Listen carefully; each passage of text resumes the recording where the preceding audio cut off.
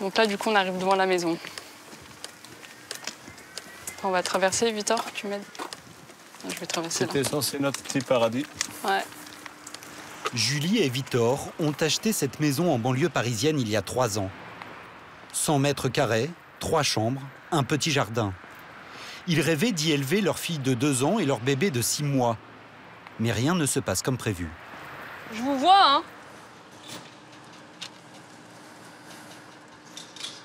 Où ça? Bah là, derrière le rideau, je sais pas si c'est monsieur, si c'est les enfants ou quoi, mais je vois passer. En achetant cette maison 186 000 € aux enchères, le couple pensait avoir trouvé la perle rare. Il savait qu'elle était louée à une famille et qu'ils ne pourraient pas l'habiter avant 6 mois, le temps légal de préavis. Mais ils ignoraient que ces locataires ne payaient plus leur loyer depuis plusieurs années et qu'ils n'étaient absolument pas décidés à quitter les lieux. Avant, on était heureux, on était fiers d'avoir une maison et tout ça. Aujourd'hui, je ne sais même pas si on a un sentiment. On est mal, on est triste, on est perdu, on est... Bah, moi, je suis dégoûtée, quoi. Clairement, je suis dégoûtée. Je me dis, on aurait dû faire une bonne affaire et ça, la bonne affaire, elle s'est transformée en cauchemar, quoi. Donc, Comme ils ont acheté le bien occupé, Julie et Victor, même propriétaires, n'ont pas le droit d'y pénétrer. Entrer serait synonyme de violation de domicile. je rentre chez moi comme je peux. Voilà, j'y passe juste le bras parce que c'est tout ce que je peux faire, quoi. Là, concrètement, s'ils appellent les flics viennent, mais c'est nous qu'on met dehors, en fait. C'est pas eux. Voilà. Donc, alors que nous, on est chez nous, officiellement. C'est quoi cette situation? Non, mais ça rend fou, hein. Ça rend fou. Il y a 1 an, le couple a bien obtenu un jugement d'expulsion. Mais depuis, c'est le statu quo. La police n'est toujours pas intervenue et leurs relances sont restées sans réponse. Démunis, ils appellent régulièrement le locataire dans l'espoir de faire bouger les choses. 44, 60... Ah, il me rappelle. Allô? Oui, allô? Oui, c'est monsieur Descastro, le propriétaire de la maison où vous habitez légalement. Normalement, on avait un rendez-vous le mercredi dernier. Pourquoi vous êtes... Écoute-moi bien, je téléphone. Déjà, vous ne me voyez pas parce qu'on ne se connaît pas, s'il vous plaît. Bon. Là, je suis sur un appartement, d'accord? Oui. Ça peut dire que là, ça va se faire une semaine, 10 jours. Donc, vous me promettez que dans 10 jours, vous sortez de la maison? On est d'accord? Donc, dans 2 semaines. Dans 2 semaines, de toute façon, dans 2 semaines, si vous ne me donnez pas la clé, je serai ici devant la porte. Écoute, tu peux venir autant que tu veux. J'ai pas peur de toi. Je te dis bien, pas dire menace, pas ça, parce que ça, j'ai pas ça. J'ai jamais menacé personne. pas fait de On n'a menace. jamais menacé. Je vais juste aussi le rentrer chez moi, quoi. Non, parce que là, le seul qui reste, ta femme, je ne peux plus parler. Merci, au revoir. Il tient aucune promesse. C'est de mensonge. C'est encore de mensonge. C'est pas la première fois qu'il... Tout le temps, à chaque fois, il promet, à décembre, ça sera bon. Rendez-vous à Corbeil, il vient pas, c'est bon. Aujourd'hui, le couple se retrouve dans une situation financière critique. Faute de pouvoir emménager dans leur maison, Julie et Victor doivent louer un petit pavillon dans la commune voisine.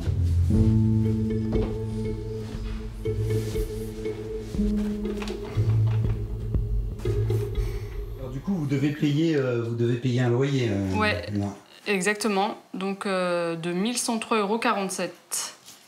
Julie est fonctionnaire. Victor travaille dans le BTP. Le couple gagne un peu moins de 4 000 € par mois. Confortable il y a 3 ans, les revenus ne suffisent plus. En plus du loyer, ils doivent payer les charges, les impôts fonciers et bien sûr le crédit. 504 € mensuels sur 30 ans pour cette maison dont ils ne jouissent pas. 10 octobre 2047. Là, on en est à faire les comptes vraiment centime par centime pour voiture de ne pas se retrouver trop à la gorge. Ah non, là, on est vraiment à la limite, quoi. On n'a jamais été comme ça, non. On a toujours bien profité, on ne faisait même pas attention à l'argent, on a toujours bien vécu, on n'a jamais voulu se prendre la tête. Mais là, plus le temps passe, et plus ça devient compliqué. On ne sait pas comment faire. Pour tenter de s'en sortir, Victor enchaîne les heures supplémentaires et ne refuse jamais un week-end de garde.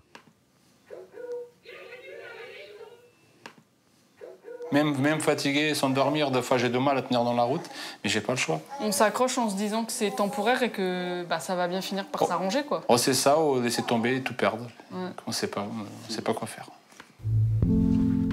Un désarroi qu'aujourd'hui beaucoup de propriétaires ressentent. En France, il y aurait 30 000 procédures d'expulsion prononcées chaque année par la justice.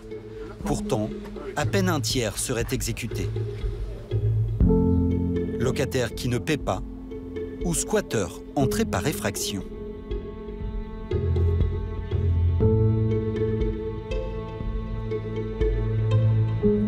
En Haute-Savoie, dans une zone d'activité près d'Annecy, au bord de la Nationale, une maison familiale pleine de souvenirs.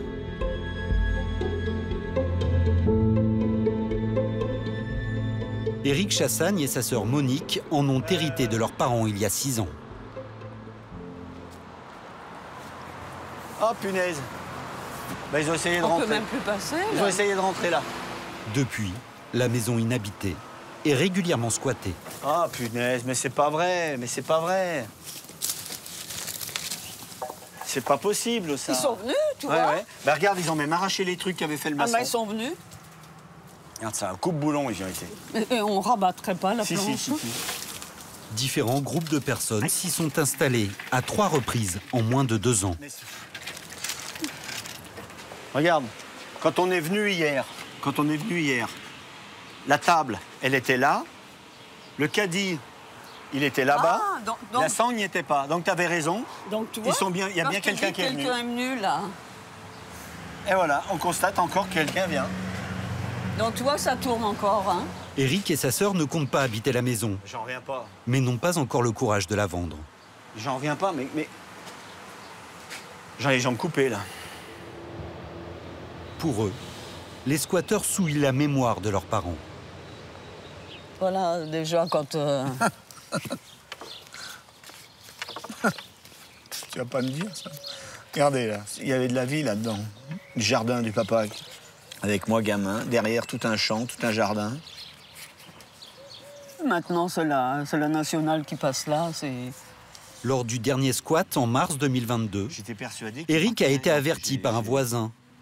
La logistique mise en place par les squatteurs le laisse encore pantois. Difficile de dire. Moi, tu vois, le camion de déménagement est immatriculé en Roumanie. Ah oui, Tu vois, d'accord. il apporte toutes les affaires, les jouets des gamins, les poussettes, les trucs, voilà. Tu vois, c'est Roumanie. Ah oui. Voilà, ils sont là, hop, ils s'installent. Tout est normal. Ils ont rajouté... Éric décide alors d'utiliser la nouvelle loi anti-squat. Depuis janvier 2021, plus besoin de passer par le tribunal. Le préfet peut être saisi directement et a 48 heures pour se prononcer. Mais là, comme il ne s'agit pas d'une habitation principale et qu'il y a des enfants, le préfet a refusé l'expulsion.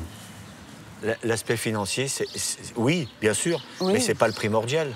Non, c'est cette intrusion, je sais pas moi, cette violation, on dit une violation de domicile, c'est bien plus que ça. Nos parents doivent se retourner dans leur tombe C'est clair. en voyant tout ça, parce que... La procédure judiciaire classique est beaucoup plus longue. Alors à bout de nerfs, Éric choisit de se mettre hors la loi.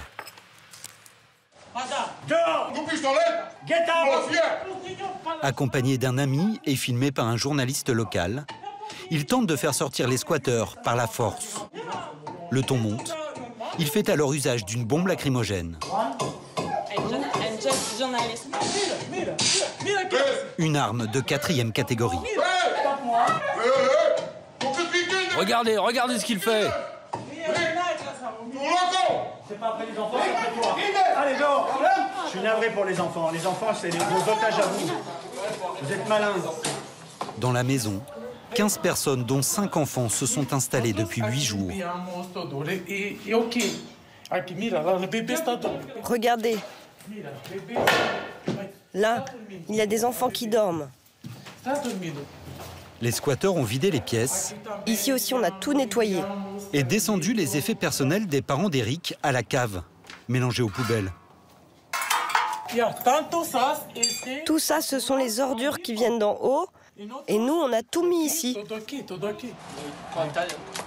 Ciment et sable. Ne réussissant pas à les faire partir, Eric décide de murer la porte de la maison, comme une ultime menace. Je vais monter au premier rang, ça va bien les bouger. Alertés par les cris, les voisins préviennent les gendarmes qui interpellent Eric. Du statut de victime de squat, il devient coupable du délit de violence volontaire. À ce moment-là, monsieur, il est 14h30, à partir de 7h, vous êtes mis en garde à vue. Donc j'ai été emmené immédiatement en gendarmerie, toute sirène hurlante, et à la gendarmerie de Sénaux, donc interrogé et placé en cellule. Le groupe de squatteurs est laissé dans la maison. Ils auraient quitté les lieux précipitamment quelques jours plus tard. Pour s'être fait justice lui-même, Eric, lui, est convoqué au tribunal. C'est malheureux à dire. Si je n'avais pas fait ça, aujourd'hui, il serait encore là. C'est certain. Peut-être pas la loi avec moi, mais j'ai ma conscience pour moi. Pour éviter d'en arriver là, certains propriétaires jettent l'éponge et décident de vendre leurs biens squattés, quitte à le brader.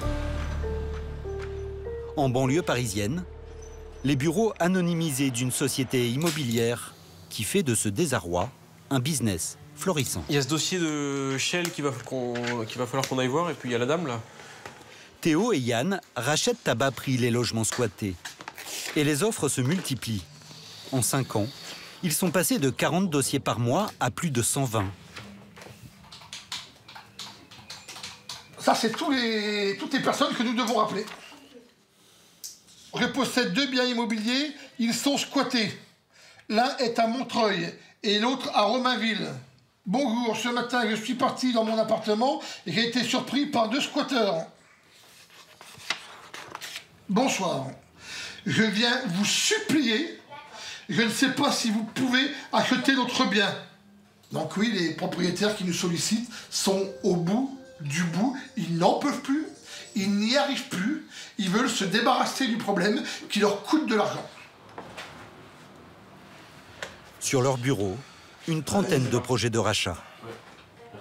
La décote pour une maison squattée, entre 20 et 60% du prix du marché. Dans le Var, occupée par une famille depuis plus de 2 ans, cette maison. C'est un joli petit pavillon, hein. Terrasse qui est délabrée. Une piscine qui est hors d'usage. Estimée 340 000 € lors de la succession, elle a été rachetée par Yann 160 000 €, moins de la moitié de sa valeur. Il y a aussi des propriétaires qui refusent nos offres parce qu'ils ne les trouvent pas assez chères. Voilà, parce que forcément, quand il y a un problème, ça ne se vend pas au prix du marché, il y a une décote. Et celui qui perd, c'est le propriétaire. Le propriétaire qui est victime d'un squat, c'est lui qui perd de l'argent, c'est pas le squatteur.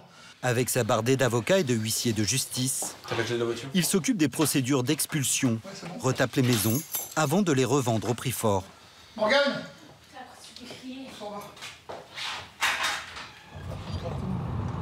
Pour estimer un bien, Yann a ses propres critères. C'est ça. Ce jour-là, il vient évaluer le pavillon de Julie et Victor, le jeune couple qui avait acheté sa maison aux enchères. Ils envisagent finalement de la vendre. C'est plutôt une jolie maison, enfin c'est plutôt pavillonnaire quoi. Maison dans un lotissement pas entretenu. Contrairement aux agents immobiliers classiques, le quartier intéresse peu Yann. L'important pour lui est de jauger la difficulté à faire partir le squatteur.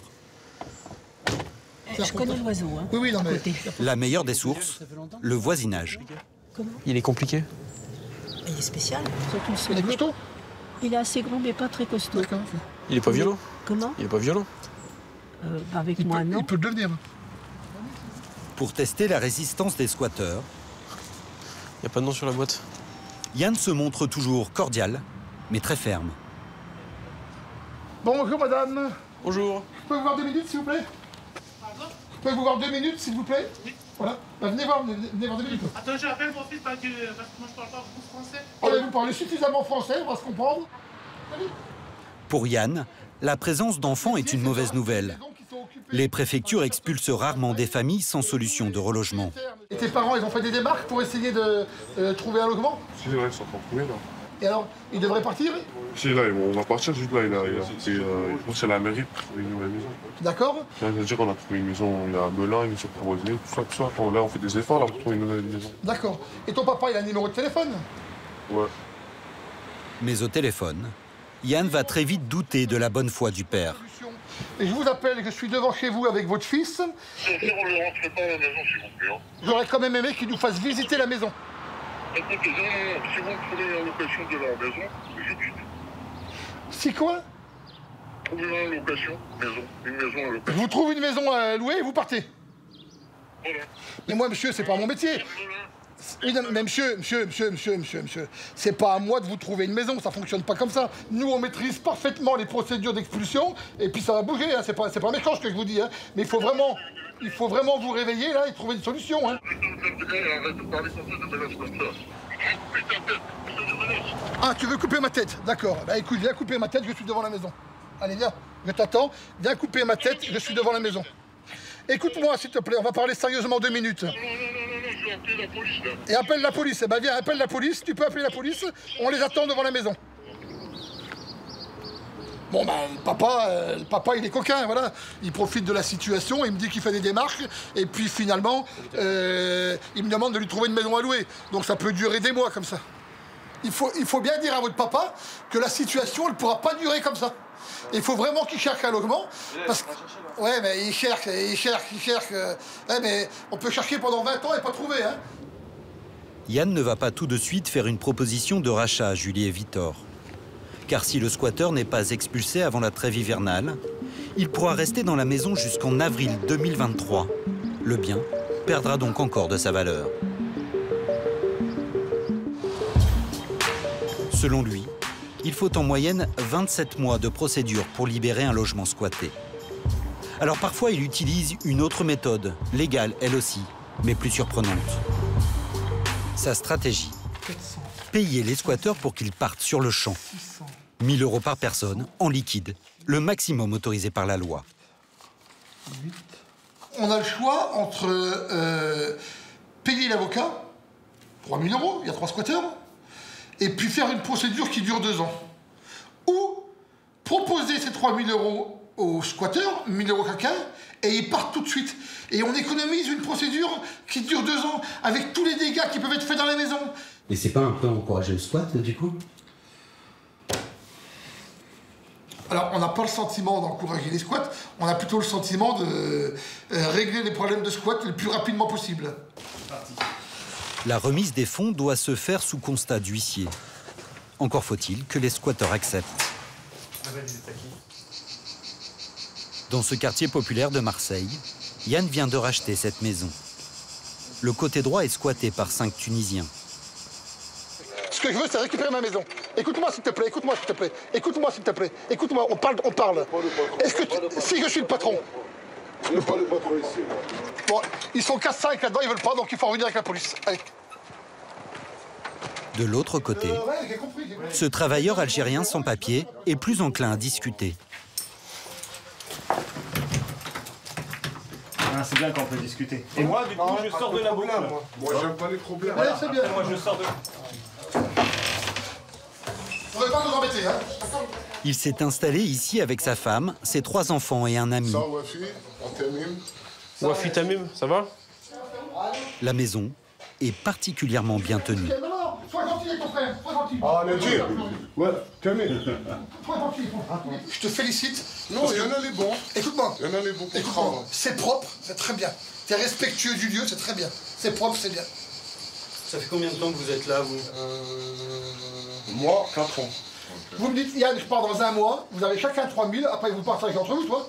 Mais au moins, vous avez un peu d'argent. Parce que sinon, l'avocat et l'huissier vont faire la procédure, et un jour, la police va venir et vous mettre dehors. Donc, je préfère que vous ayez un peu de sous, vous, plutôt que la police vous mette dehors, tu vois ce que je veux dire? Ouais, je comprends ce que le gars. Obligé, il n'y a pas de travail, non. Il y a 3 enfants, une madame. Bon, il reste pour les enfants. Par exemple, il n'y a pas les enfants, ils sortent maintenant. La vérité. Sans papier, Il est impossible de louer un appartement de manière légale. Ça va être compliqué pour lui de retrouver un nouveau logement. Est-ce qu'il va le faire ou pas? Je suis sceptique. Au fur et à mesure de l'avancée de la procédure, ils vont réaliser et prendre conscience qu'ils vont être expulsés. Et là, ça peut faire bouger les lignes. Mais là, c'est trop tôt.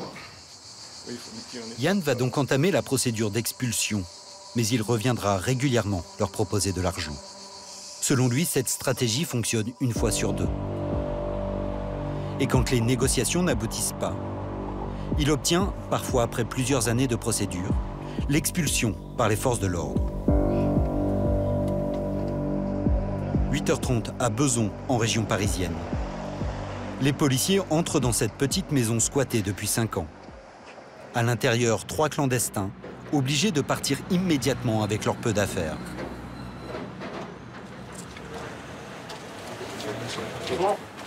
Vous avez tout pris, hein? Parce qu'il n'y a plus rien, vous n'avez pas remis rien. D'accord, ça y est, c'est terminé là. D'accord? C'est fini. Hein. Si vous rentrez, c'est garde à vue. Hein. Ok? Ça va? Des squatteurs, en réalité victimes d'un réseau de marchands de sommeil. Moi comme toi, moi je dors et sortis, travaille et dors. Moi, c'est pas voleur, moi je donne l'argent par le loyer, c'est etc. Mohamed est libyen, arrivé en France il y a 1 an et demi. À Paris, il travaille chez un fleuriste. Sans papier, il n'a eu d'autre choix que de se loger illégalement. Mais il affirme payer son loyer tous les mois. Vous avez donné 200 € à qui? À l'avance. Vous saviez que celui à qui vous avez donné 200 € n'était pas le propriétaire? C'était qui ce monsieur à qui? Personne, parce que par mon copain le bonheur il est à la maison, calme, c'est bien. Et quartier populaire, c'est bien. Il donne des directions. Bordeaux. C'est obligé Bordeaux. Parce que travail pour repose. Là dans la galère. Moi je perds maman et mon père, les deux les décidé. On va partir à l'Europe pour travailler pour. Qu'est-ce que vous allez faire là maintenant? Voilà, je sais pas. Le faux propriétaire qui lui a loué la chambre se serait accaparé plusieurs maisons comme celle-ci. C'est ici, c'est bon. Là. Oui. Donc toi, tu dormais ici, là. Et tu payais 250 € ici, parce que la chambre, elle est un peu grande. Ouais. Elle est grande, tout est, voilà. Hein. Et c'était électricité tout inclus. Sur cette maison, eh ben, vous avez 2 chambres à 250, ça fait 500. 2 à 200, ça fait 400. Ça fait 900 €. Il fait ça sur 10 maisons, ce qui est à peu près le cas, je pense. Sur 10 biens, il gagne 9 000 € par mois. Yann a racheté cette maison 40 000 €. Là, c'est une cave. Normalement, on tient debout dedans. Et elle est remplie de merde. Elle est devenue insalubre, délabrée. La rénover coûterait beaucoup trop cher. Yann va la mettre en vente en l'état.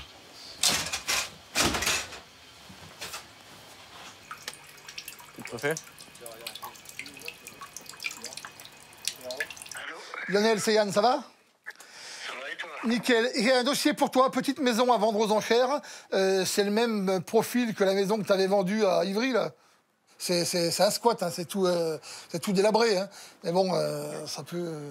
Donc si tu veux passer cet après-midi, là, pour regarder, faire tes photos, et puis vas-y, belle annonce. Théo! Il espère en tirer 100 000 €.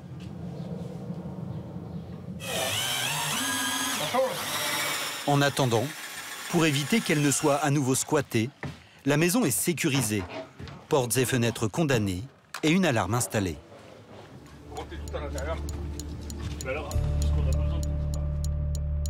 À Annecy, c'est l'heure du jugement pour Éric Chassagne. Pour avoir tenté de faire sortir par la force les squatteurs de la maison de ses parents, il risque jusqu'à 3 ans de prison et 30 000 € d'amende. J'ai beau être serein, je suis pas à mon aise. C'est pas un endroit où on aime aller en tant que je sais pas comment on dit, en tant que citoyen, tout simplement. Non, je suis pas à mon aise. Accompagné de son avocate, Éric a défendu sa cause pendant 1 heure devant le délégué du procureur.